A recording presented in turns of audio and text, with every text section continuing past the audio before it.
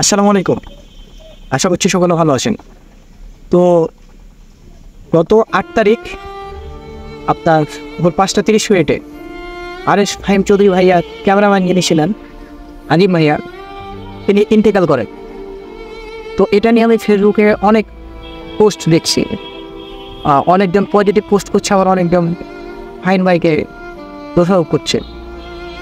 তো যারা ফাহিম ভাইকে আসলে দোষারোপ করছে তাদের উদ্দেশ্যে আমি বলতে চাই যে এই মৃত্যুর পিছনে ফাহিম ভাইয়ের কোনো হাত নাই। কারণ কার কখন মৃত্যু হবে এটা উপর থেকে আল্লাহ তাআলা ঠিক করে পাঠায়, এখানে কোনো মানুষ দায়ী না।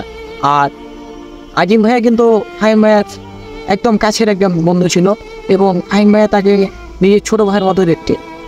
সে কোনো সময় তাকে পর ভাবতো না, তার পরিবারেরই একজন সদস্য হিসেবে ভাবতো।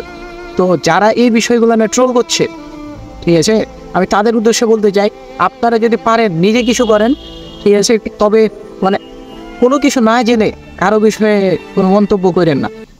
আর একজন একটা পোস্ট করেছে, পোস্টে আমি দেখলাম যে ফাহিম ভাইয়া নাকি হচ্ছে কি যে আপনার যেদিন আজিম ভাই মারা যায় সেদিন নাকি হচ্ছে কি যে ছিল না, পলাতক ছিল।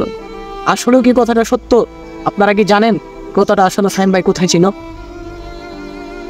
এই সব কিছু করছে কিছু ফালতু কন্টেন্ট ক্রিয়েটার, যারা ফাহিম ভাইয়ের উপরে ভিউজ কামিয়ে উপরে যেতে চাইছে, ঠিক আছে।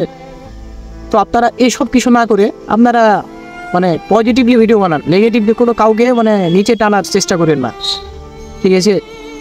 কাউকে নিচে টানার করার চেষ্টা করেন না। তার যেই কথাটা জানেন না সেটা নিয়ে কোনো কথা বলেন।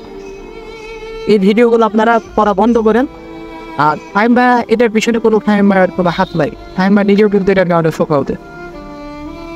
তো ফান্ডে আপনারা ফাহিম ভাইকে এখন মেন্টাল সাপোর্ট করেন এবং ফাহিম ভাইকে আঘাত দিয়ে কোনো কথা বই না।